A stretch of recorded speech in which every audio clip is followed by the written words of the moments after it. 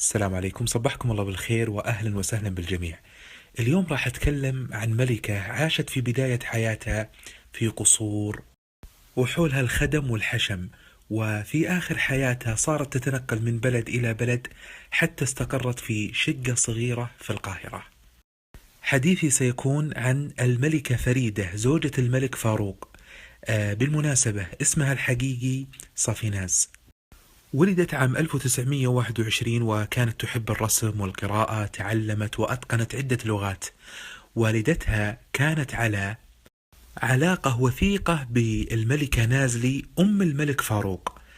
وفي عام 1937 تلقت والدتها دعوة من القصر لمصاحبة الأسرة الملكية اللي هي الملكة نازلي وولدها الملك فاروق في رحلة إلى أوروبا.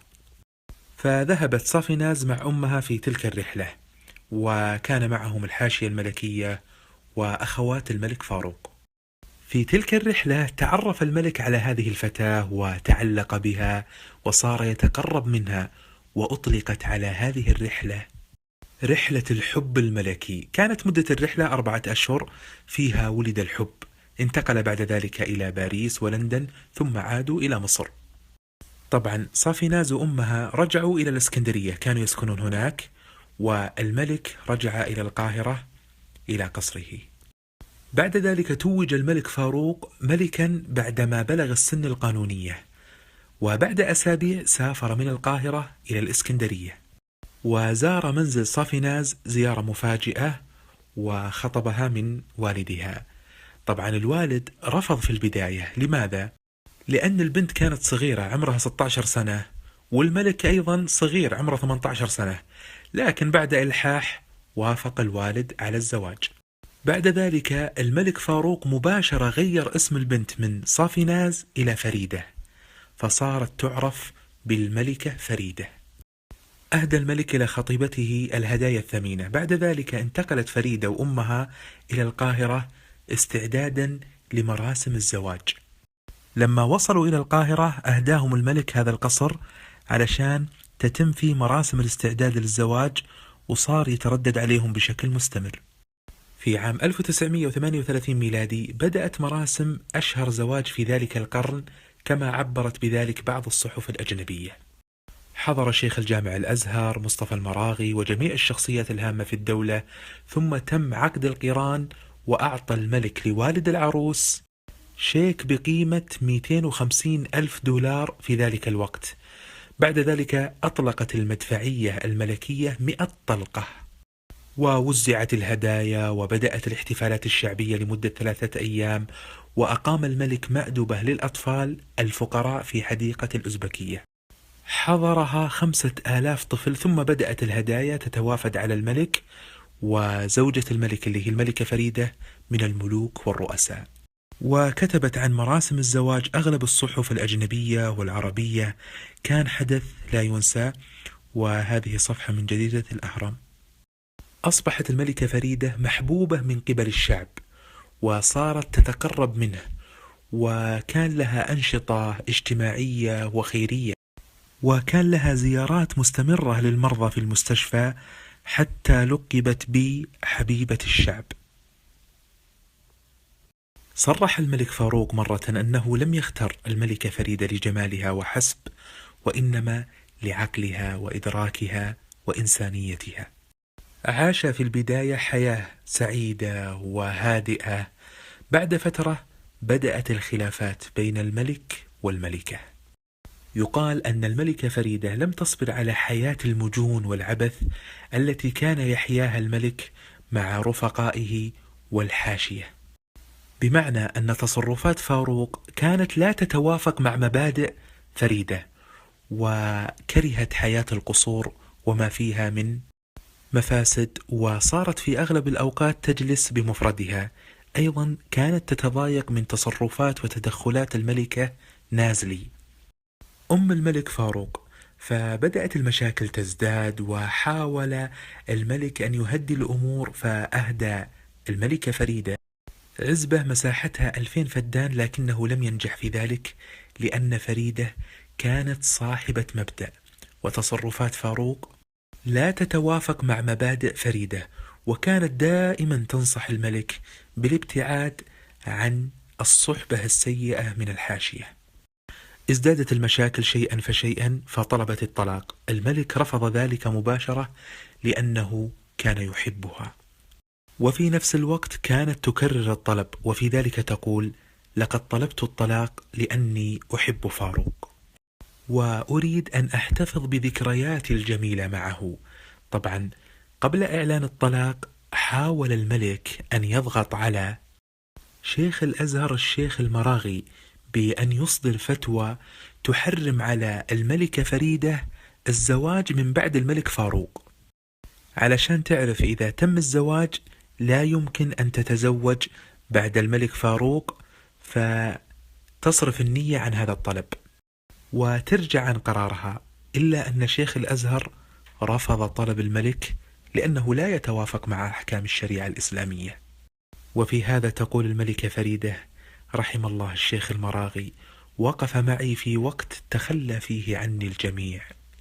بعد إلحاح شديد من الملكة فريدة وافق الملك على الطلاق، وصدر بلاغ رسمي من الديوان بذلك، وهذه وثيقة الطلاق. جاء الطلاق بعد قصة حب استمرت 10 سنوات تقريبا. صدم الناس بهذا، وخرج الطلبة والعمال يهتفون باسم الملكة فريدة، بل واعتبرت فريدة بطلة قومية لأنها حاربت فساد حاشية الملك.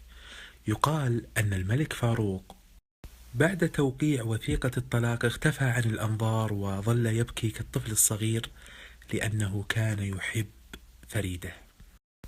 أنجبت الملكة فريدة 3 بنات، هن الأميرات فريال وفوزية وفادية، ورفضت كل عروض الزواج، وقد تقدم لها العشرات من الوجهاء والأثرياء، إلا أنها رفضت ذلك وتقول: فاروق كان الأول والأخير في قلبي.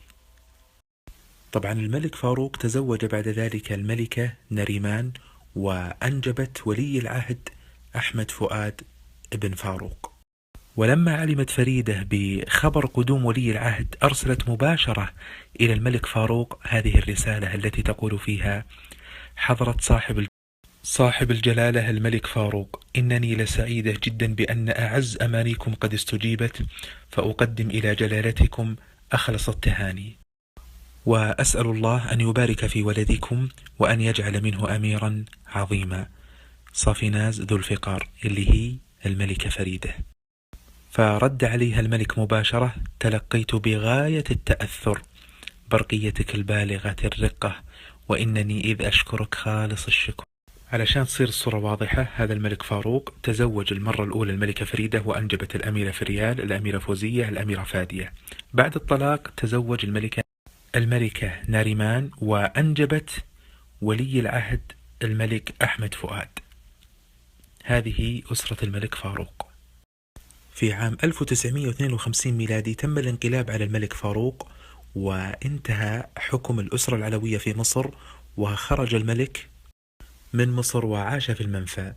وأما الملكة فريدة فبقيت في مصر وصودرت أملاكها بعد الثورة ومنعت من السفر.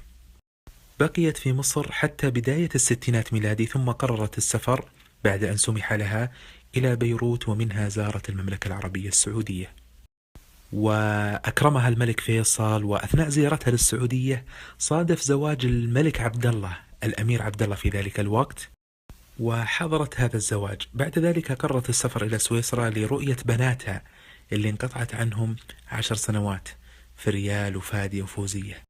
بعد ذلك انتقلت إلى العيش في باريس، وعاشت في شقة في شانزليزيه اشتراها لها شاه إيران، وصار يدفع الضرائب.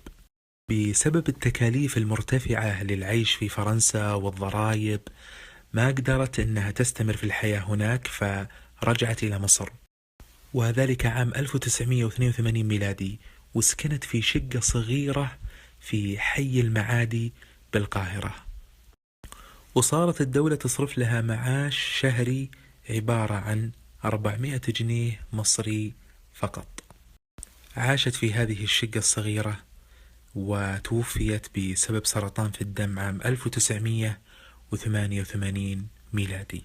ولما مات الملك فاروق أصرت أن يدفن في مصر تنفيذا لوصيته، ومشت في جنازته، وكتب من رآها أنها كانت شديدة التأثر وبكت على فراق ذلك الرجل الذي أحبها وأحبته، وظلت وفية معه حتى بعد انفصالها منه. ودليل ذلك أنها لم تتزوج بعد الملك فاروق. أما بنات الملكة فريدة وهن الأميرة فريال وفادية وفوزية فعاشوا مع أبوهم في المنفى. بنتها الأميرة فريال هي أكبر بنات الملك فاروق، وصارت بمثابة الأم للبنات الصغار. ولدت عام 1938 ميلادي. يقال أنها عملت سكرتيرة ومدرسة حتى تعيش في منفاها. تحولت حياة الأميرة فريال من القصر إلى المنفى، وتغير لقبها من أميرة وبنت ملك إلى سكرتيرة ومدرسة عادية. ماتت عام 2009 ميلادي. هذول بنات الملك فاروق، فريال وفوزية وفادية. فريال اللي تكلمنا عنها اشتغلت سكرتيرة، وكلهم ماتوا، فريال وفوزية وفادية. أيضا توفيت زوجة الملك الثانية الملكة نريمان، لكن بقي على قيد الحياة الملك أحمد فؤاد، ما زال يعيش في الخارج. حياة هذه المرأة مليئة بالأحداث والوقائع، فهي زوجة ملك وأم ل3 أميرات. عاشت في البداية حياة كريمة في قصر يعتبر من أجمل وأكبر القصور في العالم. شوفوا غرفة النوم حقتها. وفي آخر حياتها تعيش في شقة عادية عبارة عن غرفتين.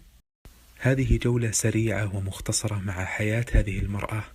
أشكركم جميعا على المتابعة وأعتذر عن الإطالة، وفمان الله.